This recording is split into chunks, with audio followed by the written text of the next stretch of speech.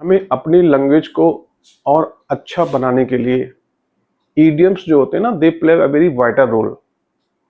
जब हम किसी से कन्वर्सेशन करें तो अगर हम उस अपनी लैंग्वेज में या ड्यूरिंग अवर कन्वर्सेशन हम ईडियम को यूज करते हैं ना, तो it leaves a very good impression on the mind of the listener.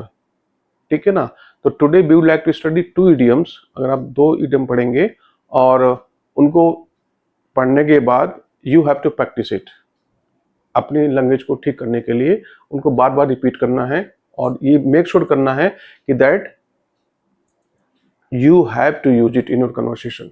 आप किसी से बात करें when you are talking in English, तो डेफिनेटली आप इंश्योर करें कि आप उसे ये इडियम यूज कर रहे हैं। देखिए फर्स्ट वन है a blessing in disguise. A blessing in disguise. Disguise का तो मतलब समझते ही हो, कुछ छिपा हुआ। अब ब्लेसिंग बने होता है वरदान। हिंदी में क्या बोलेंगे? छिपा हुआ वरदान।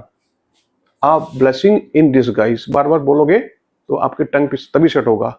आ ब्लेसिंग इन डिस्गाइज। अब इसके एग्जाम्पल देखो।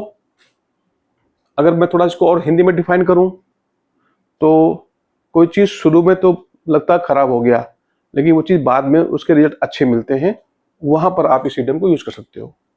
अब एग्जाम्पल देखो।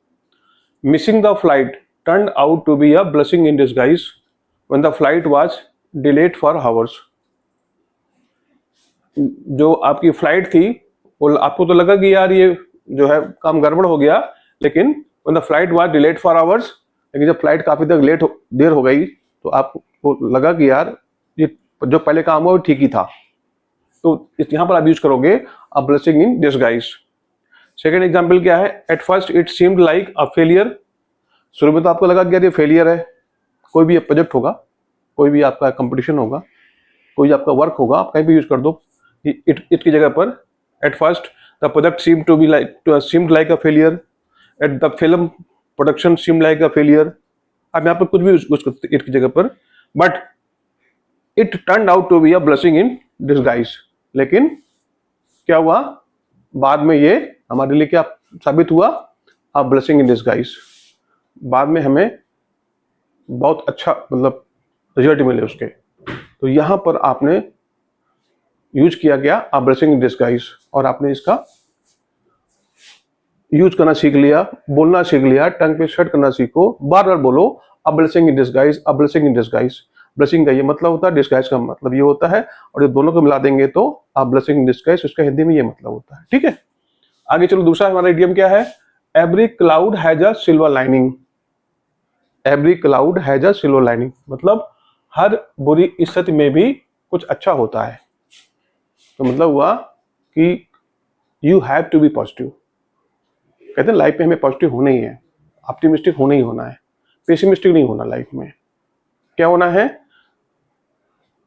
ये गॉड गिफ्टेड है कि चाहे सिचुएशन कितनी खराब क्यों ना हो, अगर आप पॉजिटिव हो तो उसमें आप पॉजिटिव चीज ढूंढ ही लोगे। इसी कारण शायद ये इडियम बनाया गया है कि every cloud has a silver lining. ठीक है, अब इस एग्जांपल देखो। I lost my job but it gave me chance to start my own business. I lost my job, मैंने जब अपना जॉब खो दिया। I was upset, I was depressed. मुझे लगा कि now I have become a failure, सब कुछ मेरा खो गया है। ठीक है ना। But it gave me chance to start my own business. लेकिन जैसे मैंने जॉब को खोया, I started my own business और I got success because my business was blooming. ये मतलब होगा इसका कि बिजनेस मेरा क्या हुआ? ब्लूम कर रहा था। तो I was making more and more money. ये तो मतलब होता भी। तो क्या हुआ कि जॉब का खोना और बिजनेस का चलना, every cloud has a silver lining, यानी कि हर बुरी स्थिति में भी कुछ अच्छा होता है। मतलब मैंने सरेंडर नहीं किया, मैं नेगेटिव नहीं हुआ, मैं पेसिमिस्टिक नहीं हुआ, I was positive, I was optimistic. ठीक है, दूसरा देखो। Don't lose hope, every cloud has a silver lining. अब यहां पर इसका मतलब ये हुआ इस एग्जाम्पल से कि हम जनरली लाइफ में छोटी छोटी हमें जब हमको फेलियर मिलती है ना, तो be surrender, be give up. हम सरेंडर करते हैं, गिव अप कर देते हैं। हमको लगता है कि यार this is happening with me only, it is my bad luck.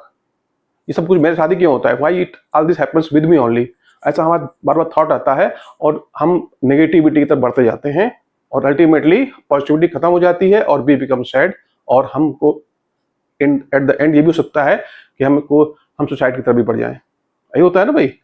और फिर आप बिल्कुल निकम्मे हो जाते हो, यू थिंक कि नहीं यार अब नथिंग कैन बी डन, पर ऐसा नहीं है। Every cloud has a silver lining. तो देखो, don't lose hope, every cloud has a silver lining.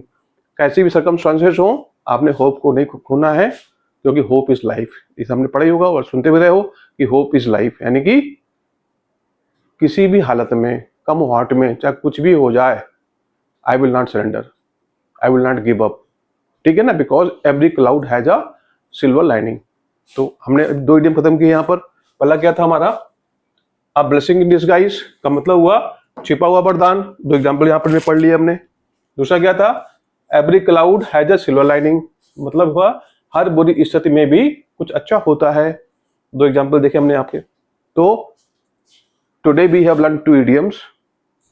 अब आप इनको अच्छे से पढ़ो, बार बार इनको रिपीट करो अपनी लैंग्वेज में और इन पर कमांड करो। फिर आप देखो कि how you are going to impress the audience, या आप जो अपने स्टूडेंट्स हैं, आपके जो टीचर्स हैं, किसी से भी with whom you are going to talk, आप किसी के साथ में भी बात करने जा रहे हो तो आप देखोगे कि that you have definitely left a very good impression on the mind of the listener. ठीक है, तो अगर अच्छा लगा है, आपको कुछ समझ में आया है तो इसको शेयर कर दें और चैनल को सब्सक्राइब करना न भूलें। Thank you.